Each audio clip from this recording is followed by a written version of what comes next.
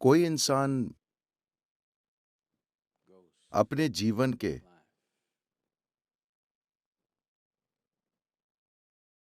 भौतिक, आध्यात्मिक या किसी भी आयाम में कितनी दूर जाएगा, ये मूल रूप से इस पर निर्भर करता है कि उसमें कितनी ऊर्जा भरी हुई है। हाँ,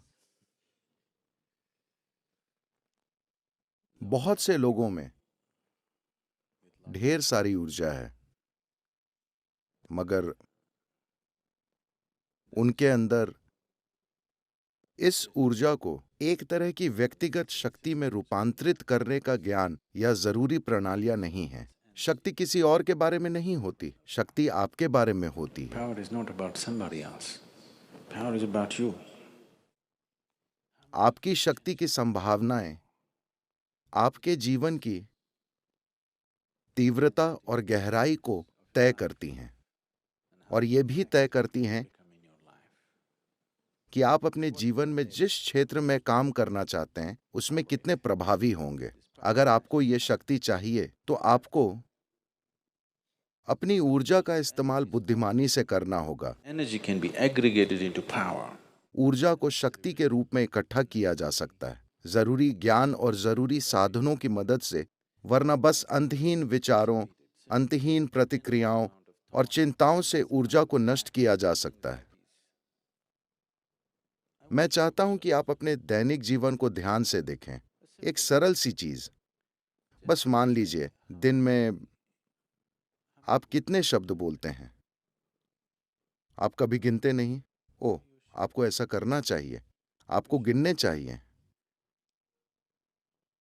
कल एक अनुमान लगाइए कि सुबह से रात तक आप कितने शब्द बोलते हैं। परसों उसे 50% तक कम कर दीजिए और वही चीजें कहिए। आप लोगों से संवाद खत्म नहीं कर रहे, आप अभी संवाद कर रहे हैं, मगर 50% कम शब्दों के साथ।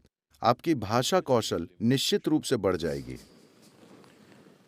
और आप देखेंगे कि आपके अंदर काफी व्यक्तिगत शक्ति विकसित होगी।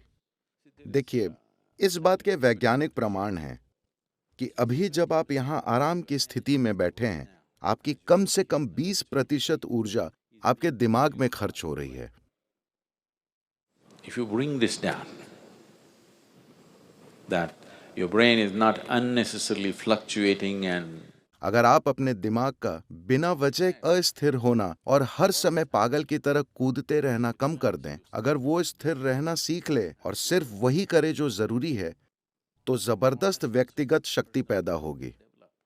आप अभी अपने मन के साथ ऐसा नहीं कर सकते। अगर आप उसे रोकने की कोशिश करेंगे तो वो और भी पागल हो जाएगा। कम से कम अपने शरीर के साथ ऐसा करें। अपने शब्दों और अपनी शारीरिक गतिविधि को 50% तक कम करें। अगर आप इसे देखना चाहते हैं तो इसे देखें, उसे देखना चाहते हैं उसे देखें, ऐसे मत कीजिए। अगर आप अपने शरीर और शब्दों के साथ ऐसा करते हैं तो ये धीरे धीरे आपके मन में भी प्रकट होने लगेगा। वो अनावश्यक चीजें नहीं करेगा। जब आप गैर जरूरी चीजें नहीं करते तो आपके अंदर जो ऊर्जा है वो धीरे धीरे खुद को संभावनाओं से भरी शक्ति में बदल देती है।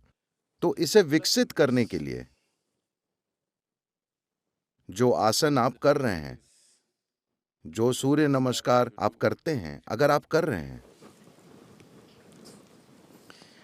या जो भी दूसरी क्रियाएं और बाकी चीजें आप करते हैं, वो मुख्य रूप से इस शक्ति को बढ़ाने के लिए है। इसे अनावश्यक कार्य में नष्ट नहीं करना चाहिए। फिलहाल आप अपने मन में आने वाले विचारों की संख्या को कम नहीं कर सकते, उसे भी किया जा सकता है।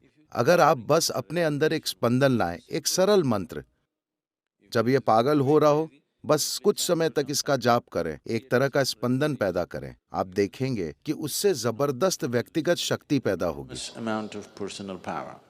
अपने अंदर इस शक्ति के बिना आप जीवन के आयामों को पार नहीं कर पाएंगे। जीवन अभी अधिकांश लोगों के लिए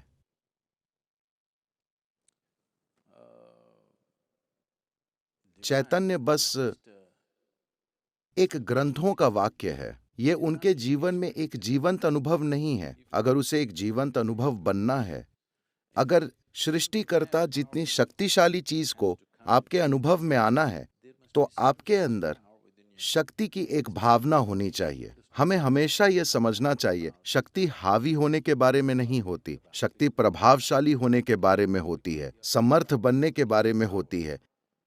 जब आप में इस शक्ति की संभावनाएं होती हैं, तब आप इस जीवन से सहजता से गुजरते हैं। इससे फर्क नहीं पड़ता कि आपकी सामाजिक स्थिति क्या है, आर्थिक स्थिति, भौतिक स्थिति क्या है, आप एक राजा की तरह चलते हैं, क्योंकि आपके भीतर की शक्ति आपको इस तरह चलाती है।